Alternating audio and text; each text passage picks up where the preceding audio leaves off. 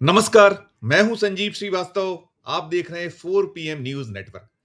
मित्रों, मध्य प्रदेश में भारतीय जनता पार्टी के नए अध्यक्ष बन जाने के बाद, नया अध्यक्ष मिल जाने के बाद घटनाक्रम तेजी से बदल रहे हैं।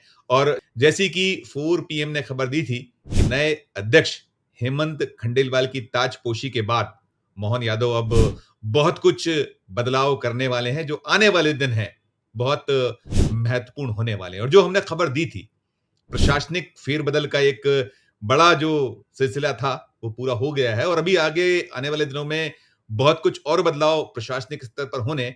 लेकिन इन सब के बीच अब जो एक और बड़ी खबर हम आपको बताने जा रहे हैं वो ये बताने जा रहे हैं कि मोहन यादव अपने मंत्रिमंडल का बहुप्रतीक्षित विस्तार बहुत शीघ्र कर सकते हैं। 1.5 साल से कुछ ज्यादा का वक्त उनकी सरकार को बने, उन्हें पद संभाले हो चुका है और जो इसके बाद का विस्तार है उसकी प्रतीक्षा बहुत वक्त से है। और जो अभी मौजूदा मंत्रिमंडल है उसमें 4 स्थान रिक्त हैं। मोहन यादव सहित कुल 31 सदस्य हैं और मध्य प्रदेश में 230 विधानसभा सीटों के मान से अधिकतम 35 मंत्री रखे जा सकते हैं। मोहन यादव सरकार में अभी जो स्थिति है वो मुख्यमंत्री स्वयं हैं और 2 डिप्टी सीएम हैं, 18 मंत्री हैं, 6 ऐसे राज्य मंत्री हैं जिन्हें स्वतंत्र प्रभार मिला हुआ है और 4 राज्य मंत्री हैं। यानी इन सबको मिला लें तो कुल संख्या 31 होती है। 4 पद अभी रिक्त हैं और जो खबरें निकल कर या छन कर बाहर आ रही हैं उसमें यह निकल कर आ रहा है कि जो मौजूदा मंत्रिमंडल है इसमें जो कमजोर कड़ियां हैं, लगभग 4 से 5 ऐसे चेहरे हैं, मंत्री हैं जिनकी छुट्टी हो सकती है। ये निकल कर आ रहा है और मोहन यादव लगातार जो होमवर्क है वो करते चले आ रहे थे। होमवर्क वो बहुत कुछ कर चुके हैं। कई स्तर पर बैठकों का सिलसिला जो दिल्ली से उन्हें अनुमतियां लेनी है वो कुछ सिलसिले हो चुके हैं। संघ से मुलाकात, बात की सूचनाएं रही हैं कि वो हो चुकी है और अब आज फिर मोहन यादव दिल्ली गए हुए हैं, दिल्ली उड़े हुए हैं और निकला यही है उससे कि कुछ बातचीत आज भी होगी। और जो आने वाला सत्र है राज्य विधानसभा का, मध्य प्रदेश विधानसभा का, 28 जुलाई से वर्षाकालीन सत्र शुरू होना है, 8 अगस्त तक चलना है।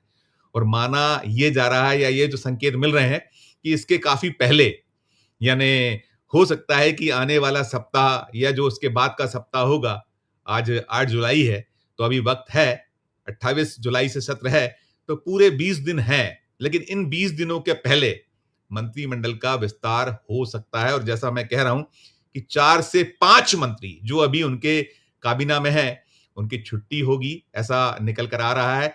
और बाकी जो रिक्त पद रहेंगे, 4 पहले से रिक्त है, यदि 4 या 5 मंत्रियों की छुट्टी होती है तो आधा दर्जन से कुछ ज्यादा 8-9 स्थान बनेंगे। तो उनमें किस तरीके से कवायद होगी, किस तरीके से जमावट होगी, किसे लिया जाएगा, किसे नहीं लिया जाएगा, इसकी सुगबुगाहट भी अब कहीं निकल कर सामने आ रही, संकेत मिले हुए हैं और प्रतीक्षा लंबे वक्त से है।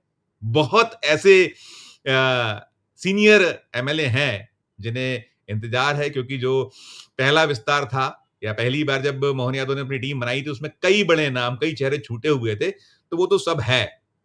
कौन कौन ड्रॉप हो सकते हैं मैं आपको उसके बारे में बताऊंगा, लेकिन निकल कर ये भी आ रहा है कि कुछ जो बड़े चेहरे हैं, बड़े नाम हैं, उनके पर भी जमकर कतरे जा सकते हैं। और मोहन यादव अलग तरीके से काम कर रहे हैं। परफॉर्मेंस की बात लगातार हो रही है। हालांकि मोहन यादव का खुद का अभी परफॉर्मेंस पर बात करें तो बहुत ऐसा खुद का नहीं रहा है, लेकिन उनकी जो टीम है उसने भी बेहद बेहद निराश किया है। आपको ध्यान होगा, हमने खबरें दिखाई थी, बताई थी कि प्रधानमंत्री नरेंद्र मोदी ने जब एक मध्य प्रदेश का दौरा किया था और वो यहाँ के प्रतिनिधि हैं, जो जनप्रतिनिधिगण हैं, मंत्री भी हैं या संगठन के बाकी लीडरान हैं, उन्होंने जब मुलाकात की थी तो बहुत कुछ खामियां कमियां उन्हें नजर आई थी। बहुत से सवाल उन्होंने किए थे, पूछा गया था, सांसद भी थे, विधायक भी थे, मंत्री भी थे कि कैसे उनकी कार्यशैली होती है, किस तरीके से मूव करते हैं। कुछ ऐसे प्रश्न भी थे जिनके जवाब कई नहीं दे पाए थे और बगले झांकते नजर आए थे। तो सब कुछ नोट होता है। और अभी बीते महीने पचमढ़ी में 3 दिन का चिंतन हुआ है।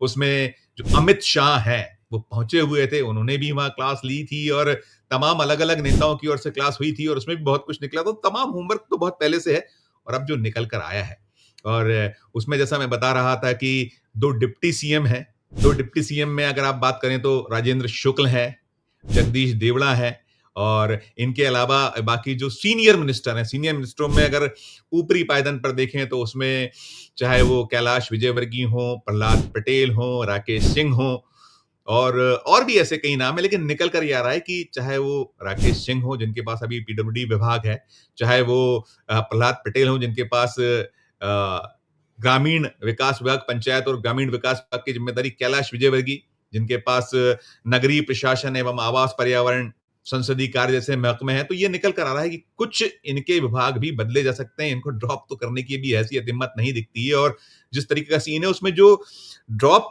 हो सकते हैं, जिन नामों को कहीं कहा या निकला आ रहा है, उसमें एक नागर सिंह चौहान, इनका नाम प्रमुखता से मंत्री हैं और इनकी अदावत साफ रही है। मुख्यमंत्री से कहीं इनका जो इक्वेशन है ठीक नहीं रहा है। इनकी पत्नी सांसद हैं और एक वक़्त आपको ध्यान होगा जब इनसे वन महकमा छीना गया था, लिया गया था, तब ये काफ़ी कुपित हुए थे और इन्होंने सीधे दिल्ली में मोर्चा भी खोला था, मोहन यादव के खिलाफ बयानबाज़ी भी की थी।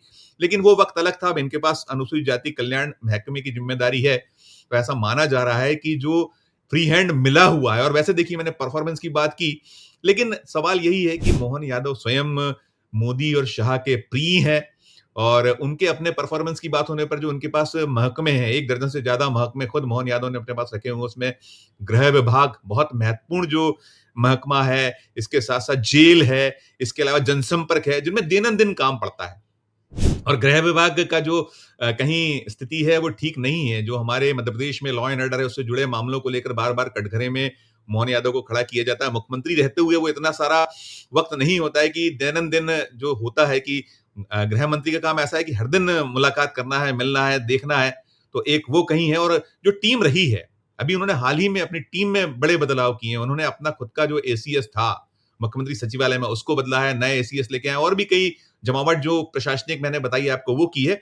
लेकिन अब निकल कर ये आ रहा है कि जब कैबिनेट का विस्तार होगा और जब नए सिरे से कुछ विभागों का बँटवारा होगा जिसमें मैंने कहा कुछ बड़े मंत्रियों के पर कतरे जा सकते हैं और खुद जो मोहन यादव हैं, गृह विभाग को लेकर बड़ी उन पर लांछन लगा है, आरोप लगे हैं, तो संभव हो कि वो अपने किसी बहुत-बहुत विश्वास पात्र को गृह विभाग दे दें, जेल दे दें, जनसंपर्क दे दें और ऐसे जो कहीं नाम है उनमें राजेंद्र शुक्ला हैं जिनके पास अभी सिर्फ़ और सिर्फ़ लोक स्वास्थ्य चिकित्सा महकमे का दायित्व है और वो एक शालीन अच्छे मंत्रियों में शुमार होते हैं, तो संभव है कि उनका प्रमोशन विभागों के मान से हो जाए, कुछ उनका जो दायित्व है बढ़ जाए। इसके अलावा यदि दूसरी बात करें तो जो ज्योतिरादित्य सिंधिया खेमे के मंत्री हैं, ज्योतिरादित्य सिंधिया खेमे के मंत्रियों में तुलसी सिलावट, गोविंद सिंह राजपूत, प्रद्युम्न सिंह तोमर, हालाँकि गोविंद राजपूत कंट्रोवर्शियल रहे हैं, वो जो परिवहन घोटाला भी खुला था उसमें बहुत सारे आरोप लगे हैं और उसमें बहुत कहीं न कहीं परेशान हैरान रहे हैं सिंधिया जो हैं, इनके आका, उनको कटघरे में खड़ा किया गया है। तो संभव है कि उस स्तर पे भी कुछ परिवर्तन आपको दिखाई दें और सबसे बड़ा जो संपत्तियाँ उइके हैं, ट्राइबल मिनिस्टर हैं, ऐसे ही विजय शाह हैं, जिन पर अभी सुप्रीम कोर्ट की तलवार लटकी हुई है, तो उनका क्या होगा? हालाँकि मोहन यादव इन पर एक्शन के मूड में नहीं है, चाहे वो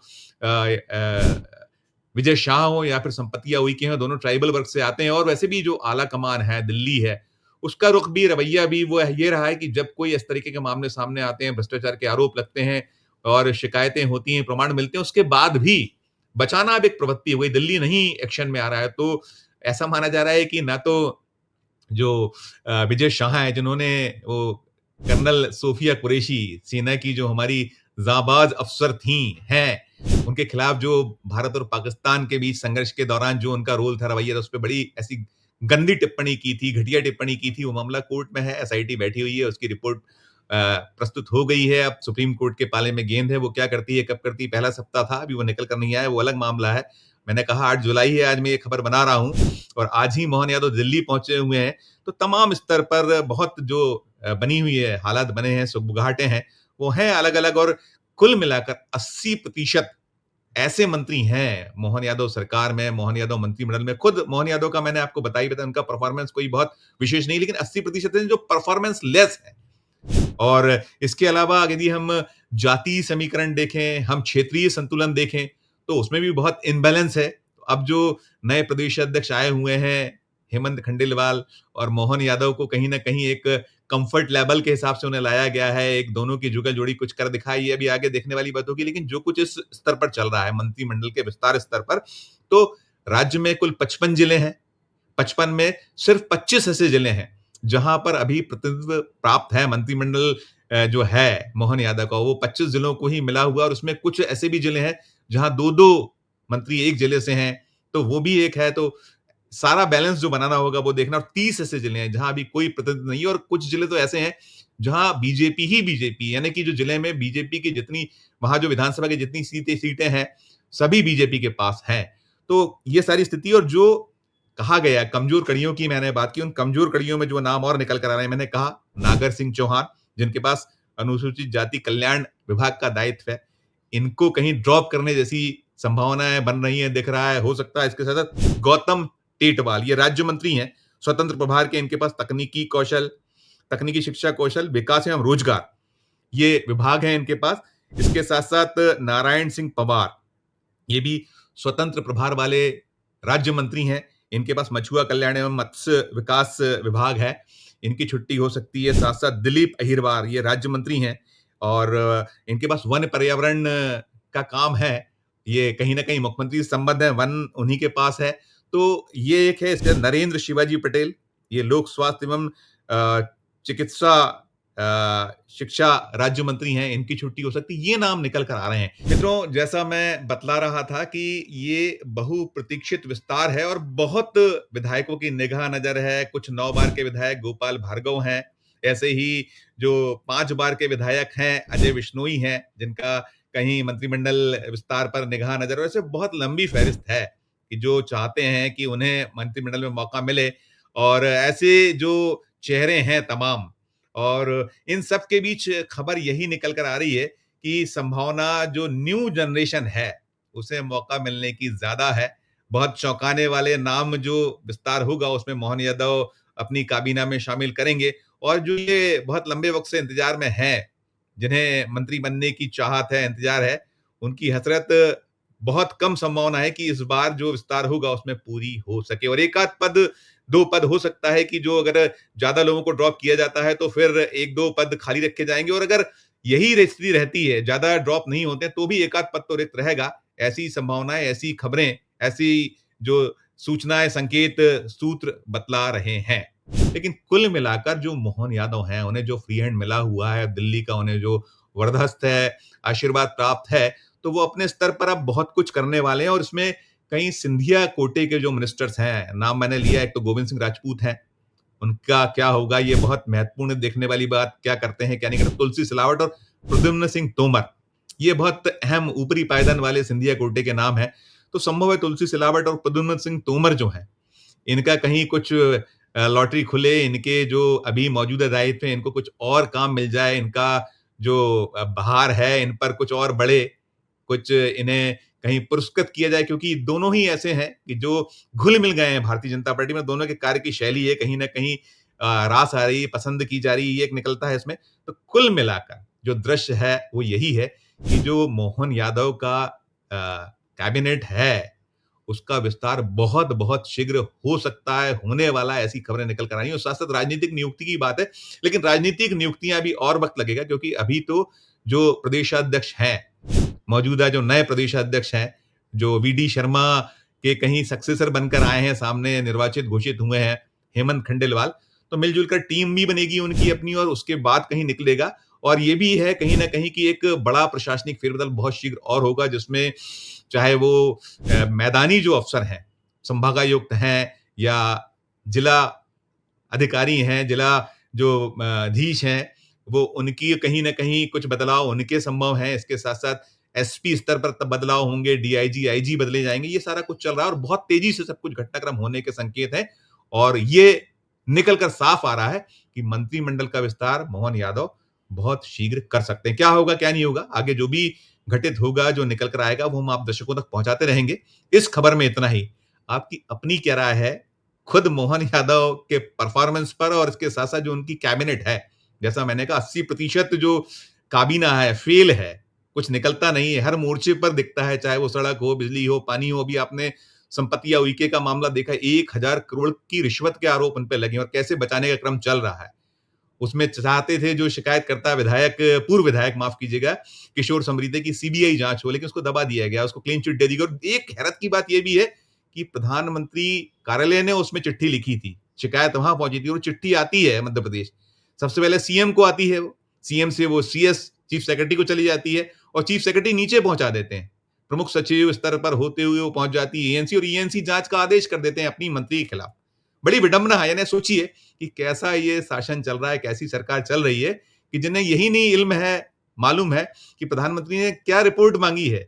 मुख्यमंत्री कार्यालय से निकल जाती है, चीफ सेक्रेटरी स्वयं उसको एंडोर्स कर देते हैं, उनके ऑफिस से निकल जाती है। अनुराग जैन यहाँ चीफ सेक्रेटरी हैं, जो कहीं गडकरी और खुद प्रधानमंत्री की आँखों के तारे माने जाते हैं, वहाँ से निकलती है। फिर नीचे जो पूरा पीएचई डिपार्टमेंट का एक बड़ा सेटअप होता है कि अपर मुख्य सचिव, प्रमुख सचिव, सचिव, नीचे और अफसर, फिर ईएनसी जाके पास जाके वो करते हैं और वो जाँच क्या देते हैं और जब जाँच का वो मामला खुलता है तो हड़कंप मच जाता है, फिर बचाने का सिलसिला शुरू होता है। तो ओवरऑल ये स्थिति है। आपकी अपनी इस पूरे मामले पर जो भी टिप्पणी है वो कीजिएगा और खबर अच्छी लगे तो चैनल को लाइक कीजिएगा, सब्सक्राइब कीजिएगा, ज्वाइन का बटन दबाइएगा तो हमारी हौसला अफजाई होगी। प्यार और स्नेह बना रखिए और देखते रहिए 4 पीएम न्यूज़ नेटवर्क। धन्यवाद, नमस्कार।